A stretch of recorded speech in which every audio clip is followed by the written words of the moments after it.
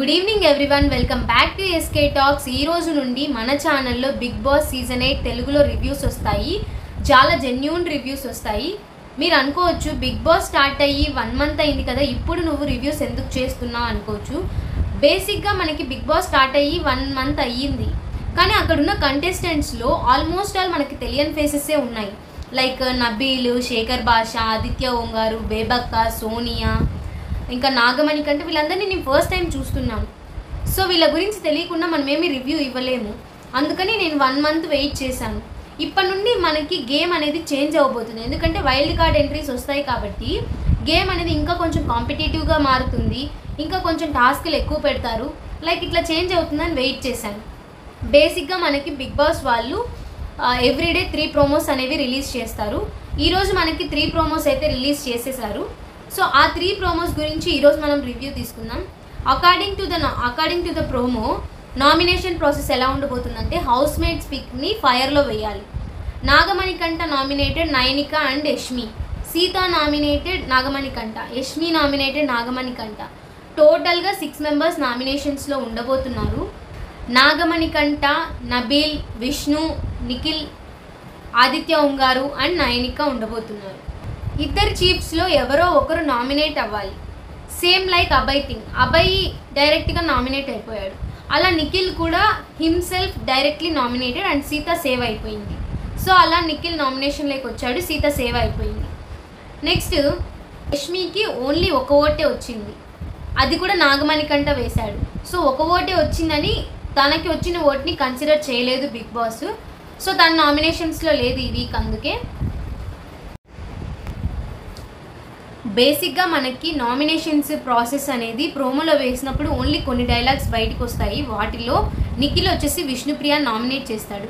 Nomination చేసేటప్పుడు అతను చెప్పిన రీజన్ ఏంటంటే, ఒకరికి చెప్తున్నప్పుడు ఫన్గా అనిపిస్తుంది but it will be very hurting అన్నాడు.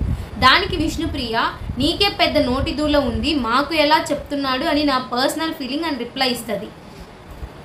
దాని తర్వాత ప్రేరణ ఆదిత్య ఓంగారిని నామినేట్ చేయడానికి వెళ్ళినప్పుడు ఆదిత్య ఓంగారు ఏం రిప్లై ఇస్తారంటే, నేను లైఫ్లో ఇలాగే ఉన్నాను, నెక్స్ట్ వీక్ ఉంటే కూడా ఇలాగే ఉంటానంటాడు.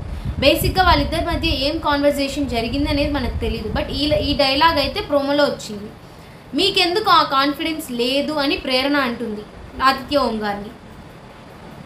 దాని తర్వాత మనకి నయనిక వచ్చేసి నబీల్ని నామినేట్ చేసింది.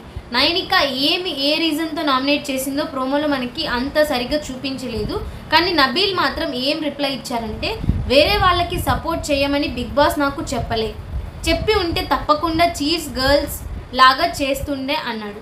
బట్ వాళ్ళిద్దరి మధ్య ఏం కాన్వర్జేషన్ జరిగింది అనేది మనం ఫుల్ ఎపిసోడ్ చూసి తెలుసుకొని రేపు మనం దీని గురించి రివ్యూ తీసుకుందాము. యాక్చువల్గా మనకి 4th వీక్లో డబుల్ ఎలిమినేషన్ అనేది జరగాలి.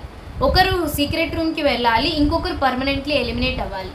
అలా కాకుండా మనకి నాగ్ సార్ సండే ఎపిసోడ్లో ఏం చెప్పారు, లాస్ట్లో there is a mid week elimination అని చెప్పారు. సో ఈ మిడ్ వీక్ ఎలిమినేషన్ అనేది థర్స్డే ఉండబోతుంది. ఈ మిడ్ వీక్ ఎలిమినేట్ అయిన వాళ్ళు సీక్రెట్ రూమ్కి వెళ్తారు. సో మీ ఫేవరెట్ కంటెస్టెంట్కి ఓట్ చేయడం మాత్రం మర్చిపోకండి.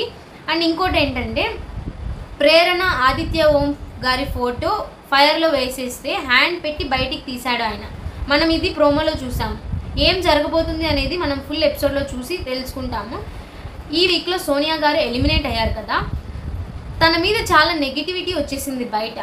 సో ఆవిడ ఎలిమినేట్ అయిపోయారు. ఆవిడని 8th వీక్లో వైల్డ్ కార్డ్ ఎంట్రీగా తీసుకురావడానికి ప్లాన్ చేస్తున్నారు. సో సోనియా గారి ఫ్యాన్స్ మీరైతే ఫీల్ అవ్వకండి గైస్. ఇలాగే మన ఛానల్లో చాలా జెన్యూన్ రివ్యూస్ వస్తాయి. ప్రతిరోజు 3 ప్రోమోస్ రిలీజ్ అయ్యాక వీడియో చేస్తాను నేను. మీరైతే మీకు ఈ వీడియో కనుక నచ్చినట్లయితే లైక్ చేసి సబ్స్క్రైబ్ చేయండి అండ్ షేర్ కూడా చేయండి. అండ్ మీ ఫేవరెట్ కంటెస్టెంట్ ఎవరో బిగ్ బాస్లో కమెంట్ చేయండి. Bye, see you in the next vlog. Thank you for watching.